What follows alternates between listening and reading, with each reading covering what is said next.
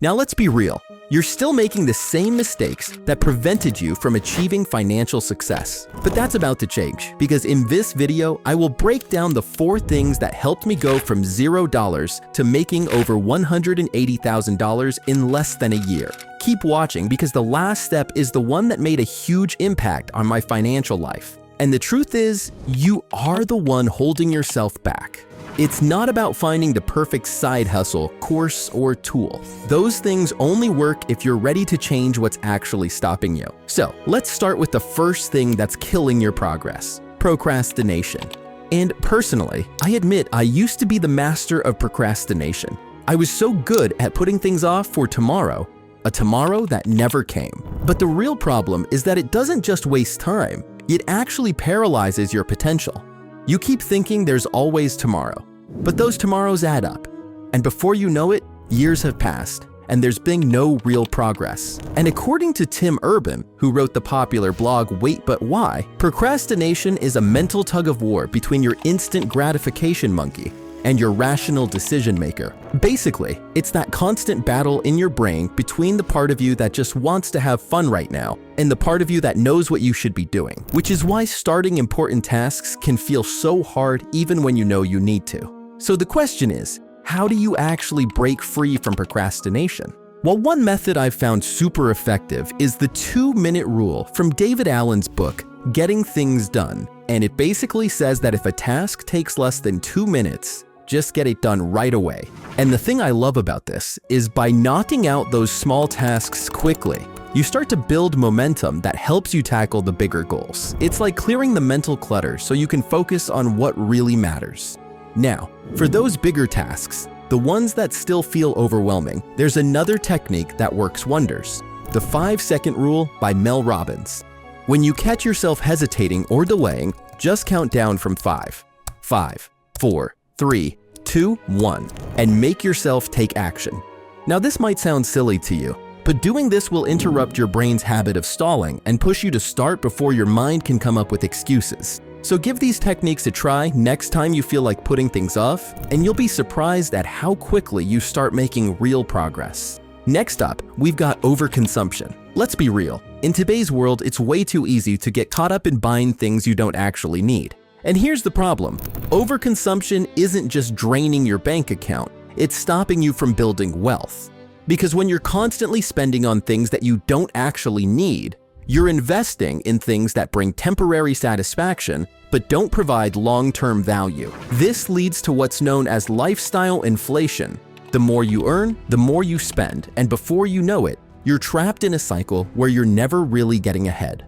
Let me give you a clear example. Let's say you've built a business that brings in a high income based on your current lifestyle. So things are going well, but then you decide to buy an expensive car. Now what happened here is that you've increased your lifestyle costs: higher fuel bills, insurance payments, maintenance, everything. So all that extra money you were making, it's now being eaten up to maintain your new lifestyle, which means you've basically gone back to square one, and that high income does not feel so high anymore. So a great method to avoid overconsumption is called the latte factor, which is a concept coined by David Bach in the Automatic Millionaire book. He explains how small everyday purchases, like your daily coffee, can quietly add up to huge sums over time. So instead of mindlessly spending, track every expense for 30 days. And you'd be shocked at how much you're actually spending on things that don't move you any closer to your financial goals. And once you have that awareness, you can start redirecting that money toward investments or maybe even building your own business. So from now on, whenever you're about to spend, I want you to ask yourself, is this purchase bringing me closer to my future goals, or is it just satisfying a short-term want? But now let's get into the most important point if you want to make serious money: financial education.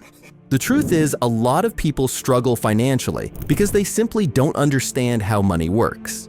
Think about it. School teaches you everything except how to make money, how banks operate, why we pay taxes, what inflation really means, the stuff that actually impacts your financial life, and separates people who are financially free from people living paycheck to paycheck. And here's the problem. If you don't take control of your financial education, you'll always be at the mercy of someone else. whether that's relying on bad advice or just not knowing how to invest and grow your money. So, what's the solution? It's simple, but incredibly powerful. The rule of 1%. A concept from one of my favorite books, Atomic Habits. It's all about getting just 1% better every day. For example, if you spend just 20 minutes a day learning about investing, by the end of the year, you'll have over 120 hours of new financial knowledge. And that's the kind of commitment that builds long-term wealth. And finally, let's talk about the killer of every dream, the comfort zone. The real issue with staying comfortable is that it keeps you exactly where you are.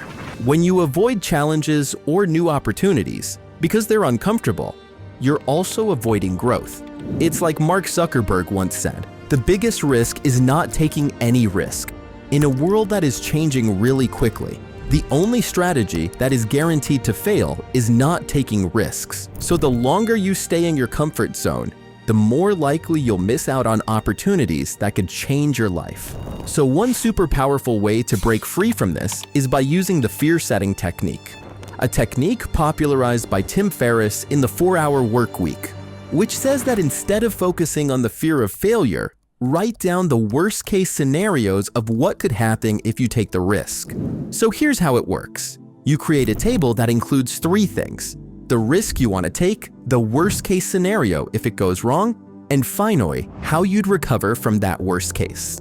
So let's say you want to start a new business. The worst-case scenario could be that the business fails and you lose some money. But how could you recover from that? You could take what you've learned, return to a stable job for a while, save up, and give it another shot. Or let's imagine you're calling a local business to offer your services. The worst-case scenario here is that the business owner rejects you or hangs up on you mid-pitch. I know it feels uncomfortable and awkward, but you could recover by refining your pitch, learning from that rejection, and trying again with a better approach. And you will notice that the more you do it, the more confident you'll become. So by looking at the situation this way, the fear doesn't seem that bad anymore, right? Because when you break down your fears like this, you start to realize that the risks are not as scary as they seem. And that is basically the key. You don't let fear hold you back from taking action. And always remember, the more you step out of your comfort zone, the more growth you'll experience, both personally and financially.